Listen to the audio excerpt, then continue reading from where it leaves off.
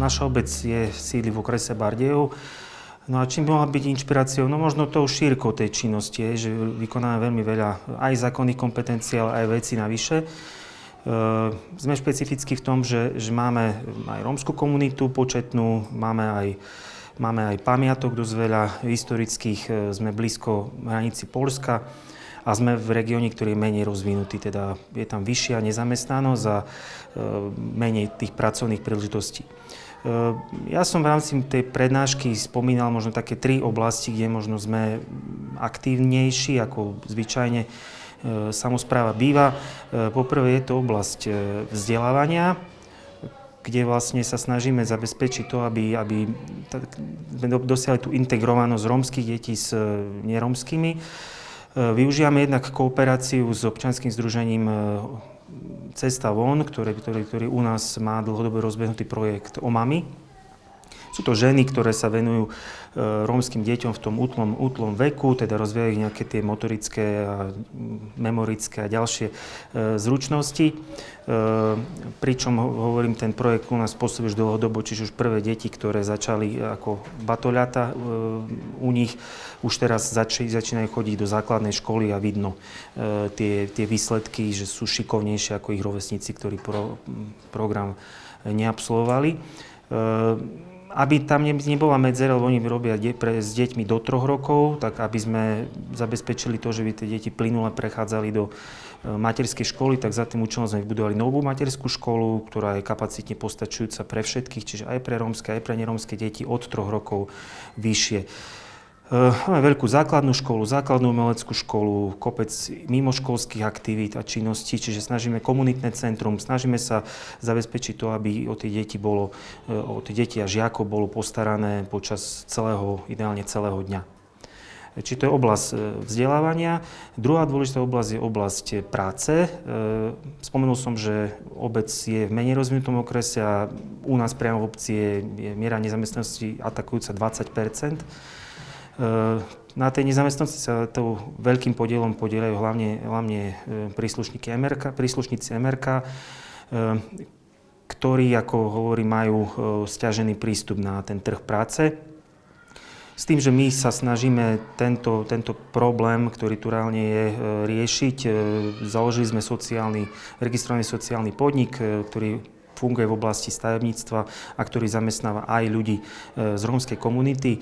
Budujú reálne veci, ktoré potom slúžia všetkým občanom. Napríklad tú spomenutú škôlku postavila naša firma, ďalej rôzne bytové domy, cesty rekonštruované, chodníky a všetko vlastne, čo je na obci potrebné, sa snažíme v prvom rade realizovať cez našu obecnú firmu. Do budúcna plánujeme rozšíriť túto činnosť o ďalšie oblasti. Treťou dôležitou oblasťou, ktorú vlastne rozvíjame, je problematika bývania. Jednak výstavby obecných nájomných bytov, kde je vlastne regulované nájomné, čím sa snažíme našim občanom poskytnúť dostupnejšie bývanie, ktoré má svoje kvalitatívne štandardy. A jednak je to aj jeden projekt, ktorý je zameraný tak priamejšie na Rómov, a to je prostredníctvom projektu Domov. Je to svojpomocná výstavba, ktorá v našej obci prebieha 2. rokom. Už tá fyzická časť, predtým 2-3 roky boli prípravné. Momentálne máme rozostávaných 7 rodinných domov, pričom v príprave sú ďalšie, chystáme ďalšie lokality, pozemky na nich a siete a ďalšie veci. Čiže snažíme sa zabezpečiť to, aby sme sa postupne zbavili nelegálnych stavieb a zvýšili zároveň kvalitu bývania všetkým obyvateľom našej obce. Ten projekt svojpomocnej výstavby je dobrý aj v tom, že sa snaží aktivizovať priamo tých ľudí, čiže veľkú časť práce si robia svojpomocne pod dozorom samozrejme odborníkov, s tým, že je to riadne prostredníctvom hypotekárneho úveru financované, čiže je to ich vlastné bývanie, ktoré keď si splatia, bude už ich. Tak jednak sú, samozrejme, plníme tie zákonné požiadavky, ktoré sú tu, čiže zverejňovanie zmluv a tieto všetky veci povinné, to je jasná vec. Zastupiteľstvo samozrejme sú verejné, všetci môžu prísť sa pozrieť, ako to prebieha. Sme náchylní, respektíve prístupní aj na osobné rozhovory a prípadne, že občan má nejakú potrebu konkrétne niečo bližšie zistiť o konkrétnej oblasti, tak sme preňho. Čo sme také rozbehli, možno čo nie všade je vlastne, že vydávame obecný taký občasník, respektíve štvrťročník, volá sa Zborovčan a sú tam vlastne zhrnuté, to je tá forma novín obecných, sú tam zhrnuté všetky aktivity, všetky podstatné aktivity, ktoré sa v obci dejú, čiže aj tie, ktoré robíme my, alebo aj iné organizácie. A je tam samozrejme aj rubrika správy zo samosprávy, kde vlastne tie veci, ktoré obecné zastupiteľstvo schváli, alebo ktoré my realizujeme, tie najpodstatnejšie, sú tam popísané aj s finančnými vyčísleniami a s ďalšími vecami. Takže snažíme sa vlastne na viacerých úrovniach komunikovať. Tiež sme prítomní aj na nových platformách, moderných, čiže máme veľmi veľa followerov na Facebooku, kde vlastne prostredníctvom toho sa snažíme informovať ľudí o fakt rôznych veciach, od kultúrnych podujatí cez odstavku verejného vodovodu až po také veci, ako je stav financií a ďalšie záležitosti. Čiže hovorím, bojujeme na viacerých frontoch v rámci tej transparentnosti, no a snažíme sa robiť veci čím lepšie.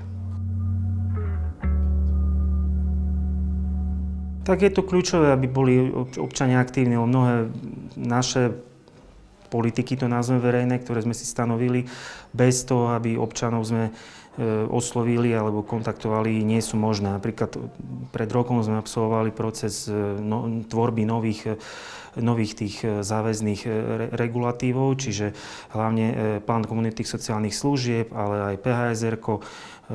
Predchádzalo tomu pomerne rozsiahla debata, štatistické zisťovanie, dotazníky, na základe čoho sme zistili niektoré skutočnosti, silné stránky, slabé stránky obce, no a teraz nastavujeme tie veci tak, aby sme to, čo občania vnímajú ako najpodstatnejšie, alebo to, čo je najproblematickejšie, aby sme primárne sa týmto oblastiam venovali a tak, aby sme pri najbližšom hodnotení, ktoré tiež budeme si robiť, aby sme videli ten posun, či občania vnímajú to, že sa niečo začalo v tej veci robiť pozitívnejšie alebo menej pozitívne, takže snažíme sa byť v kontakte s bežným občanom. Špecifikum naše je aj to, že prakticky sme síce 3,5 tisíca obec, ale fakt tá komunikácia priamo s občanom je asi taká najlepšia, čiže ma bežne oslovia hoci kde na ulici, neviem, v kostole a tak ďalej, že niečo potrebujú alebo na niečo dávajú podnet, hej. No a potom sa to snažíme priamo cestou ich nejak nasmerujeme, aby tá požiadavka by bola, ak je akože opodstatnená, aby bola čím skôr naplnená.